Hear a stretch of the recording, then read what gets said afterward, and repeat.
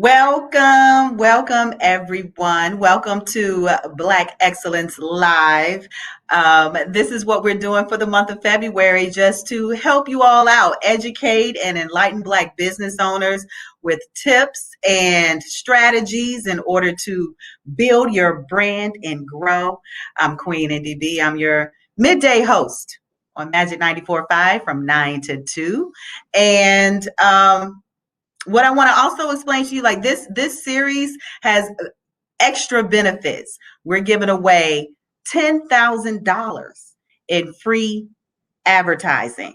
And the way you get that $10,000 in advertising, you have to listen out for the key word today. I'm not going to give it to you just yet. You got to stick around and listen to some of the great information that we have for you. And also, if you have any questions or comments, make sure you comment in the comment section, and we'll be sure to get to that. And I want to introduce this week's guest. His name is Baylor Barbee. He's a best-selling author, keynote speaker, triathlete, and host of the mental health podcast, Shark Theory. Known for his engaging style and ability to shift audiences' perspective to find opportunities in their lives, Baylor's message has been trusted by several Fortune 500 companies, universities, and large-scale nonprofit organizations in the world. A former Division football player for Baylor University, and Baylor was selected as one of the top 100 keynote speakers by Databird Research Journal and was named by the Dallas Convention and Visitors Bureau as one of the top 12 most influential African Americans in Dallas, Texas. Welcome, Baylor. Queen NDB, how you doing? I'm good. I'm just trying to stay warm. I'm set up in this hotel room right now, trying to make it happen. How are you? I'm doing fantastic, but you're still making it happen. I think that's what's exciting. Hey, it's still got the great glow up behind you. I'm glad you're safe and warm. That's what's most important right now. Same, and I hope everybody listening is safe and warm as well. Absolutely. Me too. Well, first and foremost, you went to Baylor University and your name is Baylor. So what was the biggest joke? So I just got ridiculed because every single person it seems like I met thought they were the first and only person to ever think of Baylor from Baylor, Baylor from Baylor. And they did the little like finger pew pews. And, all of that was worse. So the fact that my last name is Barbee. So when you go to opposing stadiums, they just had a field day with that Barbee name. But I survived the bully era. I think I would have probably been one of the few people that did not pick at you because I was a victim of name shaming growing up because my name was India, and kids are cruel. I wanted my mom to change my name. So anyway, but welcome. And real quick, tell us about Shark Theory. So Shark Theory, a lot of times, especially in business, you think about the shark being somebody that's aggressive, going after everything. But in my experience, when you watch sharks, they're not in a hurry to do anything. Now, they have to move forward because the way that they oxygenate themselves is by moving forward, but they're patient. And they don't just go after anything. They focus on exactly what it is they want, and then they go after that with everything that they have. And so kind of Shark Theory was about how can we as business owners and just as people maintain a progressively patient approach to life, not being worried about the good things in our life, focusing on what's great, focusing on what we really want, and then attacking that with everything that we have. And so the podcast I do and attack. Patiently progressive and attack. Because if you do, you watch I love Shark Week, and you watch it, they're not just jumping at every little fish. And I think a lot of times, we make the mistake of, oh, that's a good opportunity. I don't want to miss out. We have this FOMO mentality. So we're going after the little fish in life, knowing that we're destined or we are equipped for and we deserve the big fish, the dolphin, the seal, whatever it is, the dream business that you want to start or client that you want to get. And so that's why I want to be patiently progressive in pursuit of what we want, but then attack it with I went shark fishing just to see. I'm one of those guys that has to see for myself. And the interesting thing they told me about sharks is that most fish hit the bait and they stop there. They said sharks hit the bait and then explode through it. And I thought that was interesting. So it's not just going to hit the line and stop. That's when the fight starts. So I think what's so true for us is we can't just tiptoe to our goal. So many people like, if I can just reach the goal, that's the wrong mentality. You need to get to a point to where you're so strong that when you hit that goal running. You're running through that finish line. You know, running through it. Only the winners get to run the victory lap in life. You know, Right. So we have to kind of approach what we're trying to do with that level of tenacity. Absolutely. So we had the pleasure of just kind of chit-chatting last week a little bit before your, what was it? Where did you run and what was it? I was in Huntsville State Park running the Rocky 50. It's a 50-mile trail run. My brother and I decided to partake in. You're such an overachiever. There's no way I would be running, and I know it was cold. It was, but you think that, I mean, if you had asked me 6-7 months ago, would I've ever considered it? No. But, I think a lot of times what we have to do is we want to be people of action, people of our word. We got to find ways to push our own limits. Challenge ourselves. Yeah. And like I said, and what you do in the athletic realm, I think comes over to business. I think so many people are capable of so much more, but they never want to see where the limits are. What I found in 50 miles, which you're thinking like, I mean, I had the same worries, fears, doubts.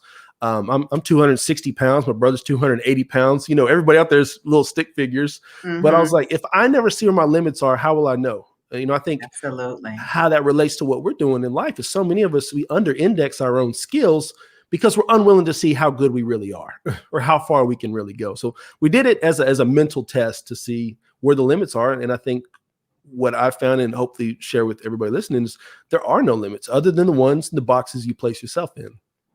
Absolutely. That was very encouraging. I mean, I'm trying to challenge myself more in 2021 and just little things in my life, just challenge myself to eat better, challenge myself to have more endurance, challenge myself to exercise more. So yes, we have to challenge ourselves. Well, I like that you one say thing, that.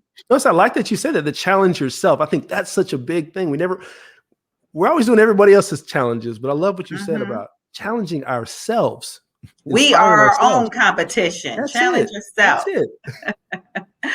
Now, one thing I know that 2020 has taught us is that we can't wait around. Can't wait around for opportunities.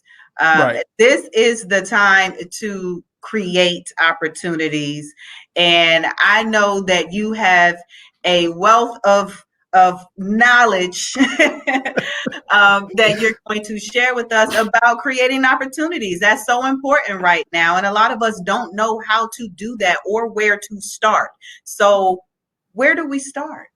Well, first, I think what we have to do, and again, I spent years just researching this because it's one of those things you say you want opportunity, we think we deserve them, but what does it look like? If I tell you to hit a target that you can't identify, you'll never be able to hit it. Same thing goes with opportunity. It's like, well, how do we find opportunity if we don't know what that looks like? So what I wanted to do, spent the last few years researching, is like, how do we make that a hard skill? And where it starts is we have to start by asking ourselves some of the hard questions. What I mean by that is we all, in at least one area of our life, have a limit that we've placed on ourselves, right? Society has played a role in that. For instance, and again, this is not a knock on Disney, but you look at shows like The Lion King, right? What do they portray? Mufasa, Simba, all the good guys, quote unquote. Keep in mind, these are animals. They all have perfect vernacular English, methods of speech. But then you look at the bad guys, the scars, the hyenas, they have Latino accents, they have African-American accents. And what it does is it teaches us as kids, this accent means bad. This is the good guy. So, that gets in your DNA. And again, this is not a knock on them. And this is true. I mean, you can look at Rocky and Bullwinkle, you can look at all the cartoons. Right. So after a while, you start feeling, if I talk like this, if I'm a little bit different, then I'm lesser than. I'm a side character in life. So the first step in finding opportunity is we have to start undoing some of that wiring that society, that life has placed on us to say, hey, you're a side character. You're a background character. You're a bad guy. And we have to, how we can do that. The best illustration I found of that is if you've ever gone to a circus, you'll see that they have these huge elephants and they're not in cages. They have a small rope around their wrist and they have a stake in the ground, and the elephants don't escape. Reason being is when elephants are babies, they put that same small rope around their wrist, same stake in the ground, and the elephant's not strong enough to pull away. Mm-hmm. After a few weeks, the elephant starts believing, as long as this rope's around my foot, I can't escape. I can't move. And so though it grows to be 2 tons, it never thinks to try again. How true is that of our life? So many times in life, I hear people say, wow, I can't start a business. I'm not good at sales, or I'm not a people person, or I'm not an early riser. Is it really that you're not a good salesperson, or did you just have an experience back in the day when you didn't get the result that you want? So in finding opportunity and asking ourselves this question, is like, where are the areas in my life where I say I can't do something?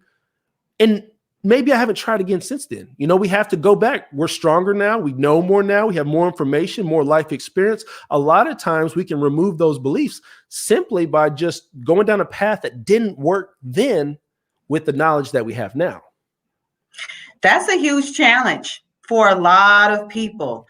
That analogy you use with the elephant, that's powerful. And I think a lot of people are stagnant and scared to pursue avenues that they probably would, had it not been something that happened in the past that stopped them or made them believe that they can't. One of the things I tell myself every morning when I wake up, right now, I've never done this before, but I started a few weeks ago.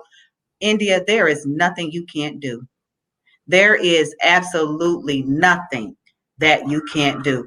And literally, that, just saying that, it makes me feel stronger. It makes me feel like I can. There's research behind that. You got to realize your brain, doesn't know how to joke.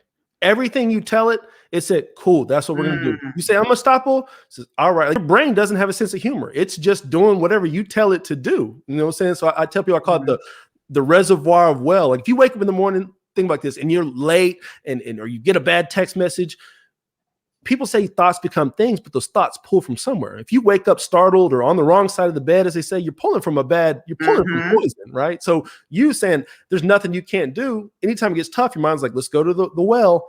Okay, it's a well of positivity, a well of affirmation, a well of things that can be, right? But, I do think people, a lot of people want to step out. A lot of people want to try new things this year, but we have this fear of failure. It's the number one thing I think I see people talk about is what if I fail, right? But Andre Emmett, who was one of my best friends that was taken from us in 2019, he's a professional basketball player. And every day, one of the best lessons I ever learned from him, we'd go shoot hoops and I was rebounding. We work at the same time. One day he just wasn't making as many shots as normal. And I said, hey man, Dre, today's just not your day. And he said, what do you mean? I said, the shots aren't going in. He said, man, the misses are just as important as the makes. I said, Dre, you're a basketball player, man. You're getting paid to put the ball in the basket. He said, no, but you got to understand, the makes in life give you momentum, but the misses are where you learn. The misses tell you what you need to correct. The misses tell you, okay, I just need to make a few tweaks. And all of us, no matter how far away you think you are in life from what it is, you're just a few small tweaks away. A few small tweaks. And so I realized that what Dre taught me, he said, man, the misses are just important, but you can't be the person in life just passing the ball. Eventually you have to take a shot. You have to shoot your shot in your business, shoot your shot in your goals, shoot your shot in your dreams. And yeah, maybe it doesn't go well, but you know what you need to change next time. And knowing that you don't have to change a lot. Funny statistic is like if you set sail from San Francisco on a boat and you're headed for Tokyo, Japan, and you're 1 degree off, you end up over that 3-week journey in Sydney, Australia, just by being 1 degree off. But you think about why that's important on the positive side is so many people think I'm so far away from my goals. No, you're not. You're 1 degree off. You just need to make a small little tweak. Like Dre said, it's a small little tweak in a shot. It's a small little tweak in your approach to your goals that can change everything. Well, you're getting a lot of comments. Everybody is like, yes. Well, amen. They're popping up, but I don't see them where I can. Hold on. Maybe if I click on the comments instead of the private chat. Okay. Somebody said that. Trina Jackson said that's powerful for real. Will Barbee said, loving the message. It's much needed in times like these. Attacking each day well with I will attitude. Absolutely. I will attitude. Yes. Absolutely. So for business owners that are, maybe getting started or trying to regroup after 2020, after the pandemic hit, what would you say, what do you tell yourself, when that fear tries to take over you? What advice can you give them to continue to move forward? It's a great question. So what I think you have to first do is you have to step back. So what I don't subscribe to is this life of the window of opportunity. A lot of times they say as a business owner, you got to wait for your window of opportunity. But what does that suggest? It suggests a few things. A, I have to be in the right place at the right time in the right circumstances in order for me to be successful, meaning I have to depend on other people. I don't subscribe to that belief. I don't subscribe to that theory. What I believe in is building the opportunity window. It's like if you own it, if you control it, you decide what happens. And so just like in you think about a place where you're comfortable, when you're in charge, you're not as fearful as when you step into a place that you don't know. So I believe in creating a life where you're building the opportunity window. And so to do that, to build anything, you have to have the right tools, right? What a lot of us don't realize is we already have the tools, but we're letting other people dictate how effective those tools are. And so case in point, right? So one time I was in Colorado and they had these really tall mountains. And at this one particular mountain, I saw these mountain goats. If you ever you Google mountain goats, they're on the sides of sheer cliffs. And if you look at them, you would say, "What? That's crazy. Like, what if they fall?" You have all these fears. I've seen them. Yes, I've seen them. Like they're literally on a steep cliff. On the steep cliff. And so with what I know, I'm like, that's crazy. They could fall. They could die. What are they doing? But see, mountain goats don't think like that. They know that with their hooves, they only need 2 inches of space in order to hold their whole bodies. They also know that on the side of cliffs, their enemies can't get them. The salt that they need to survive is on. For them, it's perfection. They know that their foundation, their hooves, make them, give them the power that they need. They know their foundation. Same thing is true with us. The first step in creating an opportunity is knowing, like, what is my foundation, right? And oftentimes it's that one thing that you say, I'm going to do this, and people say, that's crazy. Crazy. I love when I hear I'm crazy, that means you're on the right track. Crazy is a label that other people are going to put on you because they don't have your skill set. It's a label that people are going to put on you because they're afraid for you to be cut from the same cloth and be a different garment, right? So anytime you hear crazy, you're headed the right direction, right? So what we have to do is we have to look like, what is the foundation? And again, you don't have to be the best at anything. Let's get rid of that. Best is so subjective. Best is so ego. We're going to argue for the rest of our life about who's better, Kobe or Jordan. Who's the best? What does that even mean? Jordan. And to be right, but to be successful in business, you just have to be unique. What can you do different than other people? And by doing that is to look at that skill set, your foundation, the hooves, so to speak, right? I studied samurai warriors when I was working on this latest book. And samurai warriors, what's interesting about them, and I think it's true of business owners, is samurai warriors didn't believe their soul was in their body. They believed their soul was in the blade of their sword. So from the time they were, 3 years old, they were seeing how that sword could cut, what they could do with it, right? They didn't even want a fingerprint or a smudge on it because they didn't want to smudge or diminish their power because it was in their blade, right? Think about, no matter, I don't care if you're making paper clips for a living. I don't care if you're, a speaker, a teacher. I don't care what it is. Think if you thought about your profession or your skill as the soul of who I am, everything I represent, my legacy, my family name, the blade, the soul of my action is in my career, in my skill set. How much more serious would you take that? Words are what I do for a living. I take that so seriously every word because that's what you wouldn't just get to it when you got around to it. Samurai's not going to throw his sword in the closet and get it on Monday morning, right? They're going to keep it sharp. We have to do the same thing in creating opportunity with our life. We have to say, hey, this is what makes me unique. How can I sharpen this blade? How can I double down on what it's good at? And like I say, you think about those people from the time they're 3 years old, by the time they become of age, they have a good feeling of what they can do. Yeah, they got the skill. Same thing is true with you. When you start realizing, like, I'm a little bit more gifted than I thought, you start realizing I'm capable of cutting some things. I'm capable of doing some things. That opportunity window starts to really then move in your favor, right? Absolutely. Wow. You start looking at, well, you are making me look at things in a completely different way. And it's so simple and it makes sense. And I'm like, India, come on. This is, it's not rocket science. In other words, is what I'm trying to say. Right. And it's not, and you know, if you listen to this, I tell people all the time, it's not rocket science. They want to make it rocket science because it benefits them. So there's a quote I love by Michelangelo. They asked him how he made the statue of David, which is an amazing statue if you ever Google it. He said it was real simple. He said, I saw the statue in the marble and I chipped away until I set it free. I feel the same thing is true of everybody here that wants to start a business. You don't need to learn anything new.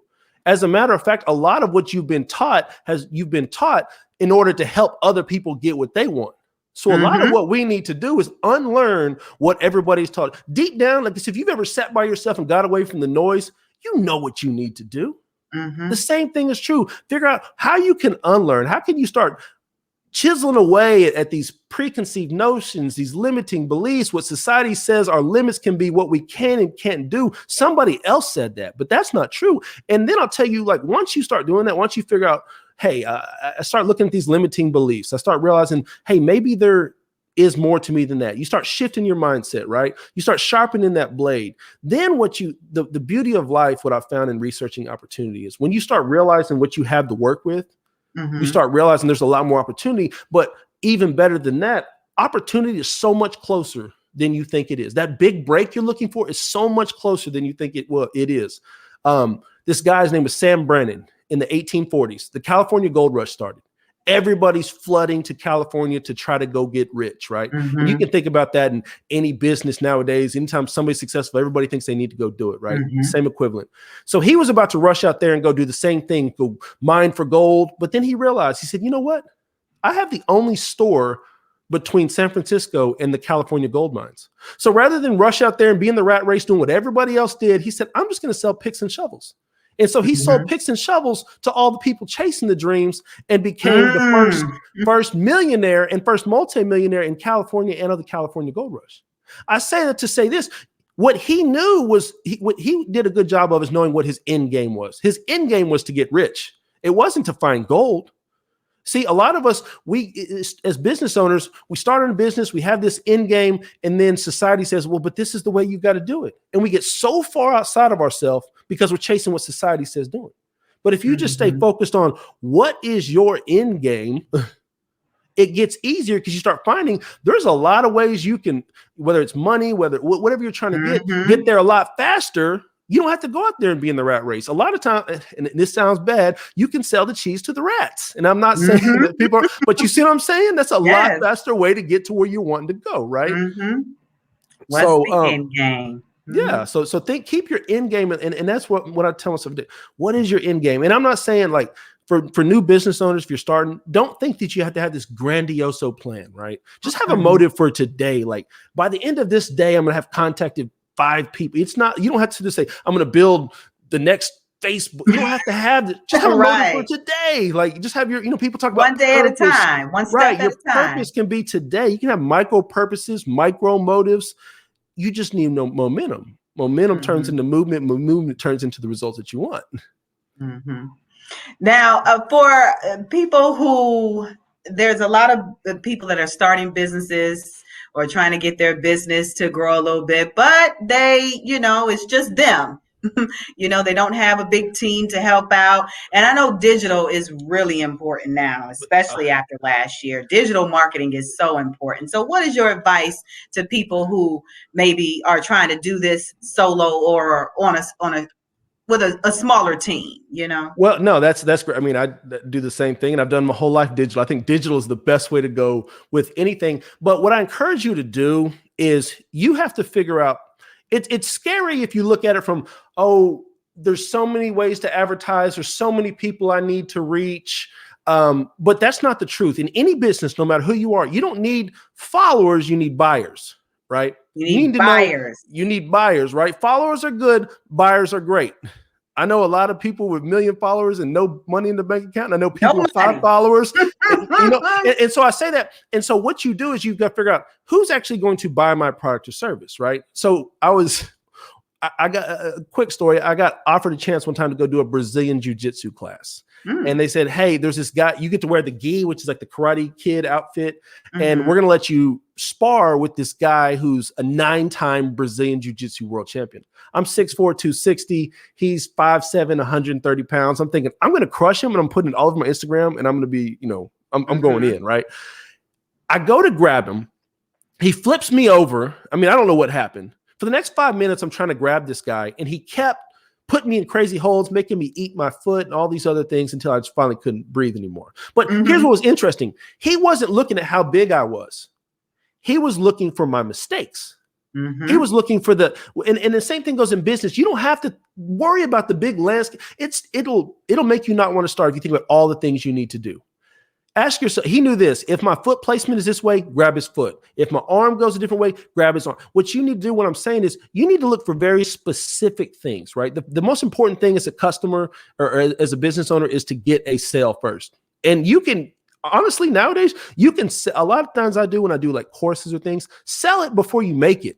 Make sure that people want to buy it. Before you spend all this time, especially if you have limited resources, limited time, sell it first. Make sure people want to buy it. Pre-orders, whatever the case may be, because you're going to save yourself time. And if there's a demand, then you create it. So I have a buy, sell, deliver. I mean, sell, create, deliver methodology. If you're short on things, but knowing exactly who it is, like how can you get one customer? That's your goal. Don't worry about being a millionaire. Figure out what can I do today? What's the quickest way for me to get one customer? Because the guy told me before, he's worth a lot of money. He was a mentor. I said, how do I make $1 million? He said, I'm going to tell you the secret. I said, cool. I'm going to get the secret sauce. He said, do you know how to make $1 profit? I said, yeah. He said, okay, do that 1 million times. And the logic behind what he's saying is about consistency. Find something that works for you and repeat that. Right. And naturally, you're going to get more efficient. But if you're a new business right now, ask yourself this. What is the quickest way, or who is my customer? Who's willing to buy what it is I have to offer? And I will tell you this. There's no stupid ideas. Literally, somebody one time bent a piece of metal and called it a paperclip. And now billions of them sell a year. Right. Absolutely. So there's no stupid ideas. No matter who you are or what you have, at least you can look around your room or office or hotel, wherever you're at. Every single thing, as stupid as it seems, somebody's made $1 million on, right? So you have no bad ideas, but just figure out, how can I use what I have or use what I love? How can it benefit somebody else? And how can I make somebody purchase one thing? That will change your life. That first sale changes everything. Sell, create, then deliver. Yeah, sell, create, deliver. Because again, I used to spend so much time. I made these big courses or all these things, and nobody wanted it. I wasted all that time. Versus, you look at a Tesla truck, right? They didn't even made the Tesla truck. They made one demo of it. And now people are ready they've already pre-ordered a car that's coming out at some point. That's the power of people want it. So put it out there first, make sure it'll sell, and then create it, right? Yeah, that makes sense. Instead of you wasting your time on something nobody wants anyway. Right. And just one little thing, don't think that your only skill is that product you have. The skills that you learn in the process of delivering your product or your service are sellable skills. Case in point, like I'm an author and a speaker by trade, but I ghostwrite so many books for people. It doesn't just have to be my book. I was like, okay, I can write for other people too. So same thing as yours. You might have a product coming out, but the skill that you learned along the way that makes you good or makes you unique, sell that skill too. People, get rid of this mindset of I got to be at level 10 before I can help people. Get to level 2 of whatever you're at in life. There's so many more people at level 1 trying to get to your level than there are at level 9 trying to get to level 10. Absolutely. Wow. Great advice. I needed to hear that because I find myself struggling a lot with that, trying to figure out, okay, I need to be here. India, it's okay to take steps. Start here, start at level 2, use the skills that you have and you get there. Yes. And notice, people that are on this cause, you're on this chat thing because you care about your own career. That already puts you in a different league. Mm-hmm. So in our mind, like you and I, in our mind, maybe I'm level 2, but to somebody else, you're on level like 85,000, So we can't. So weird to me. This is weird to you sometimes. It's so weird. I'm like, man, I'm just trying to make it. But I think that's healthy. I wish I saw myself the way other people see me. Right. And the same goes to everybody listening. Like, you're so much further. I mean, the fact you're Yeah, even on here trying to better yourself shows that absolutely. you think different. And that's good. And you're already 10 steps ahead of somebody else who is not trying to figure out what they need to do to create opportunities, Absolutely. So. Absolutely. Well, I want to interrupt you for just 1 second because I know people are waiting for the keyword. The keyword today is Oprah. Now, all you need to do is go to our website, Magic 945, or the Beat 96. Let's see. TheBeatDFW.com. That's 97.9. And enter for your chance to win that $10,000 in digital advertising. Just a little bit about Oprah Winfrey. Her net worth is an estimated $2.6 billion. Oprah Winfrey is a talk show host, media executive, actress, and billionaire philanthropist. She's best known for hosting her own show, widely popular program, The Oprah Winfrey Show. We all love The Oprah Winfrey Show. Aired for 25 seasons, 1986 to 2011. In 2011, she launched her own TV network, the Oprah Winfrey Network, better known as OWN. So yes, I'm trying to get near that Oprah status. And you can get kind of there with this $10,000 in free advertising. Hey, $10,000 will change your life. $10,000 can change your life. So make sure you go to either website, type in Oprah for the keyword for your chance to win that $10,000 in advertising. Okay. Absolutely. Baylor, we are about out of time. But before we go, I want you to give your last impression, your last bit of advice, how people can reach you to get in contact with you if they want more information or just to stay connected with you. Yeah. Hey, so I'm Baylor Barbee on every social channel. That's BaylorBarbee. BaylorBarbee.com for resources. And then I have a daily podcast. It's a little 10-minute podcast every morning called Shark Theory. I'm passionate though. Like, we are in this together, y'all. We have to win together. Like, I encourage, reach out. Let's figure out if you're close to your opportunity, you're trying to figure out how to just hone in on it.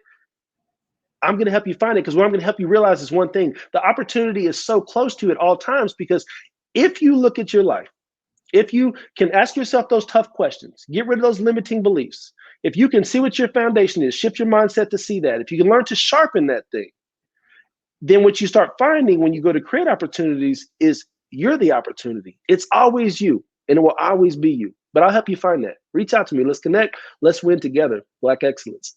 Black excellence. I know that's right. So your website just flashed across for a minute. I want to make sure people get that. Now, Shark Theory. Mm-hmm. You said it's how often do you? It's record? Every day. It's a 10-minute to help you see. Like, I take everyday situations and find life lessons in them, because it's all about seeing opportunity, right? So like today, I talked about the power outage that we have, right? Mm-hmm. But when your lights go off and they come back on, you realize, like, wow, it's loud. Like, oh, this is a good noise. We take things for granted, right? We take so much. I love the sound of my refrigerator now because it was taken from me, right? So it's just the podcast is just to kind of help people see day-to-day things and to find new perspectives. Because if you start going through life with the opportunity, like through an opportunity lens, like an opportunity filter instead of the puppy dog filter, you start seeing opportunity. You're going to find whatever you're looking for. So it's to kind of take situations to help kind of change your mind, to help you see those in your own life. And what time is the podcast? I launch them every day about 5:30 in the morning. So 5:30. Hey, there's early risers. We're up trying to get it, y'all, aren't we? Maybe that's why I never get the worm. I'm not up that early. But I am definitely going to try, because I definitely would love to be able to have that morning motivation. It's on the iTunes, Audibles. It's on all the platforms. So whenever you get around to it, it's there. Thank you so much. It was good talking to you again and seeing your face. I appreciate all y'all for listening. Let's go. I'm sure this won't be the last time. You guys make sure you follow him. If you have any questions, you see how open and honest and friendly he is. He'll help you with whatever questions you have. Absolutely. And, I got you. And next week, we're going to do it again. So make sure you join us next Tuesday. I believe the time is going to be changed to 4:00. So we'll have more great information with another guest. And we're just trying to help Black businesses out. We want you to thrive in 2021. So thank you again for joining us. And please stay safe and warm. I'm about to warm up some pizza in this hotel room and call it an evening. Thank you so much, Baylor, for joining Thank me. y'all so much. Yeah,